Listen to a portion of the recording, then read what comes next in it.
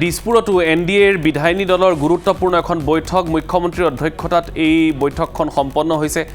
বৈঠকত উপস্থিত বিজেপিৰ বিধায়কসকল, বৈঠকত উপস্থিত আছিল বিপিএফ আৰু ইউপিপিএলৰ বিধায়কসকলো।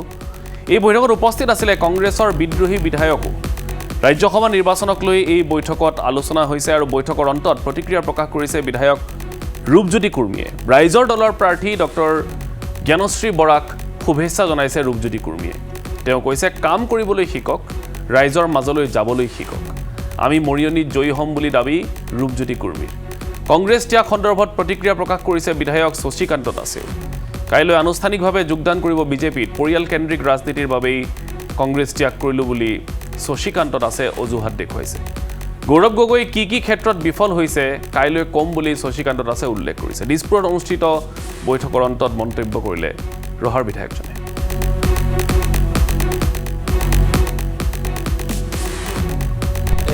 ৰাজ্যসভা ইলেকশ্যন সম্পৰ্কে আলোচনা হয় নে নহয় মই নাজানো, কিন্তু যদি কেণ্ডিডেট 4জন নহয় ৰাজ্যসভা সম্পৰ্কে আলোচনা কৰাৰ প্ৰয়োজন আছে বুলি মই নাভাবোঁ।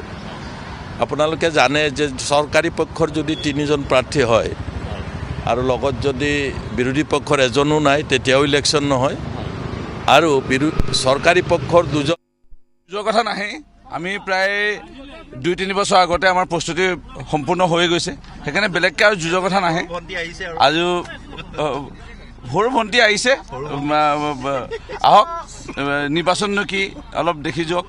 আৰু প্ৰকৃতাৰ্থত ৰাইজৰ মাজত থাকিলেহে যে আস্থা পোৱা যায়, ৰাইজৰ মাজত থাকিলেহে মৰম পোৱা যায়, এই কথাবোৰ অলপ শিকক। ভৱিষ্যতে চাগে ভাল হ'ব। আৰু আজি ৰাজ্যসভাৰ আমাৰ 3জন আমাৰ প্ৰাৰ্থী মিত্ৰজোঁটৰ মুখ্যমন্ত্ৰী মহোদয়ে আমাক সকলোকে শুভেচ্ছা জনালে আৰু আমি স্বাক্ষৰ কৰিলোঁ আৰু আহিলোঁ। Thank you. যুঁজৰ কথা নাহে।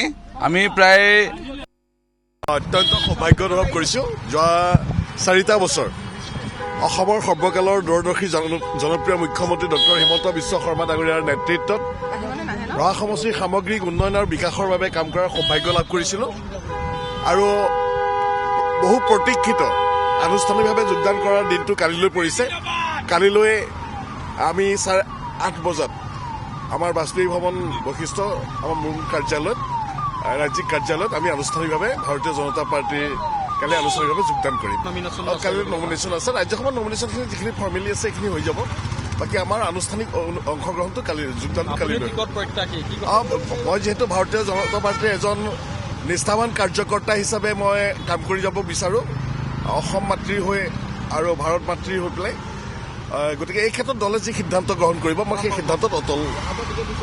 কংগ্ৰেছৰ প্ৰাৰ্থীৰ যিখন তালিকা আপোনালোকে নিশ্চয় দেখিছে, তেওঁলোকৰ নিজৰ এটা পৰিয়ালকেন্দ্ৰিক আজি সেই প্ৰাৰ্থী তালিকাখনত তেওঁলোকৰ পৰিয়ালৰ পুত্ৰ কোনোবা তেনেকুৱা তেওঁলোকৰ পৰিয়ালৰ লোকসকলক অগ্ৰাধিকাৰ দিয়া দেখা গৈছে।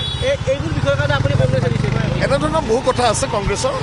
এনেধৰণৰ কাৰণতে আমি কংগ্ৰেছৰ পৰা ইতিমধ্যে ওলাই আহিছোঁ। পৰিয়ালবাদ মুকলিভাৱে চলিছে, স্বজনতোষণ মুকলিভাৱে চলিছে আৰু বহু কিছু কথা আছে। মই আজি ক'ব নোখোজোঁ, কালি আনুষ্ঠানিকভাৱে যোগদান কৰাৰ পিছত আপোনালোকৰ লগত মুখামুখি হ'ম। গৌৰৱ গগৈ যোৰহাটৰ পৰা খেলিব, গতিকে বিজেপিত কি ধৰণৰ প্ৰভাৱ পৰিব বুলি অনুমান? এইবাৰ নপৰে, কাৰণ যোৱাবাৰ গৌৰৱ গগৈ ডাঙৰীয়াই নিৰ্বাচনকাৰী ৰাজ্যত যি প্ৰতিশ্ৰুতি দিছিলে, যোৱা 2টা বছৰে তেওঁ সেই প্ৰতিশ্ৰুতিসমূহ প্ৰতিফলন কৰাৰ ক্ষেত্ৰত, কাৰ্যকৰীকৰণৰ ক্ষেত্ৰত তেওঁ চূড়ান্তভাৱে ব্যৰ্থ হৈছে। কি প্ৰতিশ্ৰুতি পালন কৰিব নোৱাৰিলে? তেওঁ যিখিনি উন্নয়নৰ ক্ষেত্ৰত যিখিনি প্ৰতিশ্ৰুতি দিছিলে, উদাহৰণ হিচাপে সাংসদ হিচাপে এজন সংসদে তেওঁৰ সংসদীয় মানে সমষ্টিত